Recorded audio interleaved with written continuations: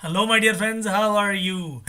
My dear friends, हमने दो तरह के टाइप्स ऑफ मॉर्गेजेस ऑलरेडी कर लिए हैं, सिंपल मॉर्गेज और यूसुफ्रक्चरी। अब हम बातचीत करेंगे मॉर्गेज बाय कंडीशनल सेल। तो जैसे नाम से ही जाहिर है कि कंडीशनल सेल हो रही है। पहली बात तो सेल, तो यहां पर सेल क्यों बोला गया ये शब्द देखेंगे। तो ये रहा मॉर्गेजर और ये है मॉर्गेजी। मॉर्गेजी ने लोन देना है, बोलिए यस और नो।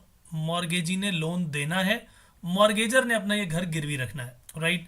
लेकिन इस पर्टिकुलर केस में क्या होता है, इस टाइप की मॉर्गेज में क्या होता है, ये जो मॉर्गेजर है ना, ये बोलेगा जी मुझे आपसे लोन चाहिए। इसने उसे 80 लाख रुपए दे दिए और यहां पर इस घर की एक्चुअली सेल कर दी गई, सेल कर दी गई, मगर एक कंडीशन के साथ।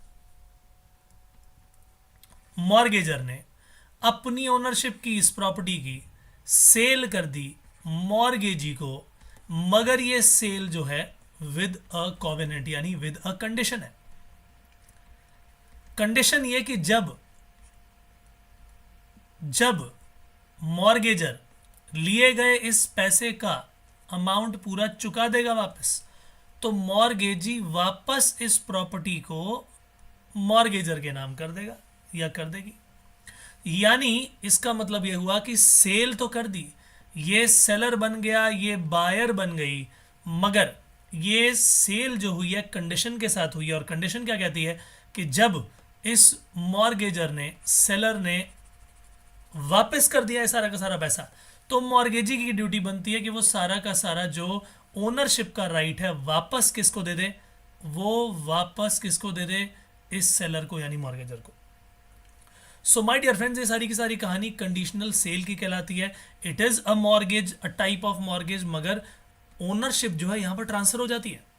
अपेरेंटली देखने में लगेगा कि हाँ ये सेल ही है भाई, इसे ऑस्टेंसिबल सेल भी कहा जाता है, लेकिन जब वो रीपेमेंट हो जाएगी लोन की, तो फिर ये ट्रांजैक्शन रिवर्स हो जाएगी। इसे बोलेंगे कन्वेंस ऑफ प्रॉपर्टी हो गई एक बार 80 लाख रुपए दे करके, लेकिन रिकन्वेंस हो जाएगी बी के द्वारा, बायर के द्वारा, किसको, सेलर को। यानी ये बन जाएगी बाद में सेलर, पैसा मिलने के बाद, रिटर्न मिल जाने के बाद ये दोबारा उसके नाम चली जाएगी, बायर बन जाएगा ये। सो अकॉर्डिंग टू सेक्शन 58, जो क्लॉज सी बोलता है इसका, वो क्या बोलता है, mortgage by conditional sale is an apparent sale with a condition that upon a repayment of consideration amount the purchaser shall transfer the property to the seller।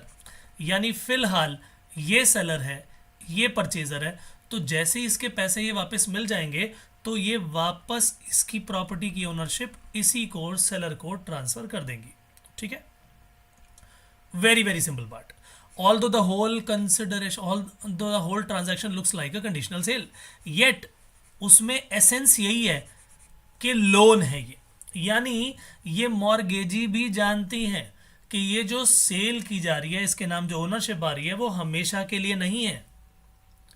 इन दोनों की इंटेंशन यही है कि बस जो ये 80 लाख रुपए दे रही है उसकी सिक्योरिटी के रूप में, जो है क्या, सिक्योरिटी के रूप में फिलहाल के लिए इसे ट्रांसफर कर दो, पैसा मिल जाने पर इसके नाम दोबारा कर देना property.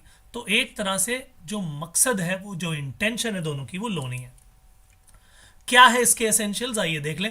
Essential elements of mortgage conditional sale by conditional sale. तो यहां पर क्या है, पहली कंडीशन कि there is an ostensible sale of an immovable property. लग रहा है कि सेल है, मगर वो एक्चुअली नहीं है।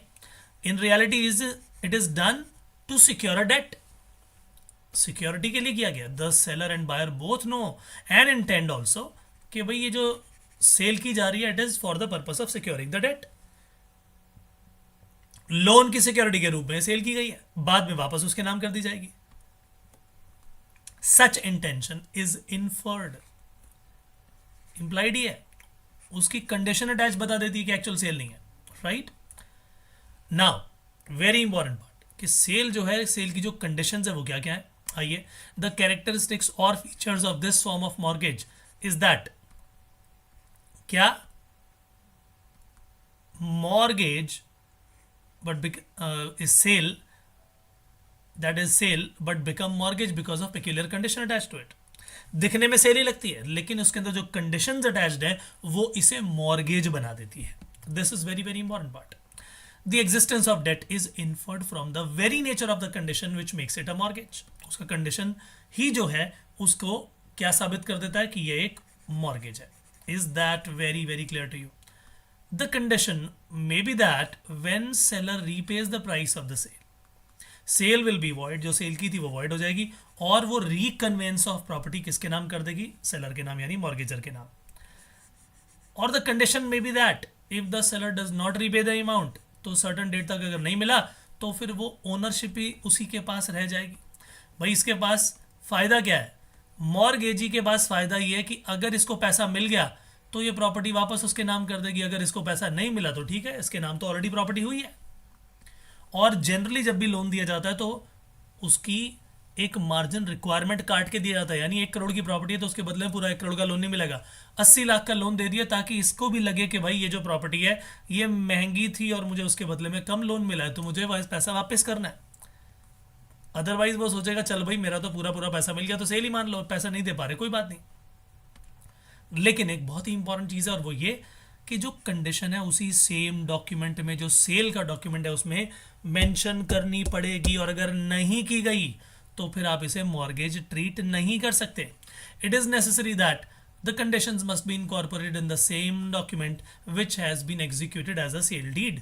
एक केस था पंडित चुनचुन झा वर्सेस शेख बादत अली, यहाँ पर यह बात साबित की गई थी कि सुप्रीम कोर्ट के सामने केस गया, इट वॉज क्लियर के रीपर्चेज की बात उस डॉक्यूमेंट में नहीं लिखी गई थी, इसीलिए उसे सेल मान लिया गया, ना कि उसे मॉर्गेज माना गया। तो वहां पर लिखा गया था साफ कि ये तो सेल की जा रही है, उसमें कंडीशन तो लिखी नहीं।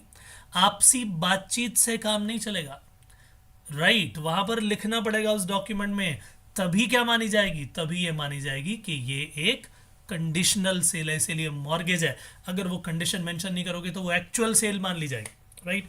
सो माय डियर फ्रेंड्स, ये सारी की सारी कहानी थी हमारी टाइप्स ऑफ मॉर्गेज के, मॉर्गेज बाय कंडीशनल सेल। अब हम 3 तरह के मॉर्गेज सीख चुके हैं। नंबर 1 सीखा सिंपल, नंबर 2 सीखा हमने यूसुफ्रक्चरी, नंबर 3 सीख लिया कंडीशनल सेल। मिलेंगे अगले सेशन में, इंग्लिश मॉर्गेज की बात करेंगे। तब तक के लिए दीजिए इजाजत, bye bye, take care and God bless you. Thank you so much.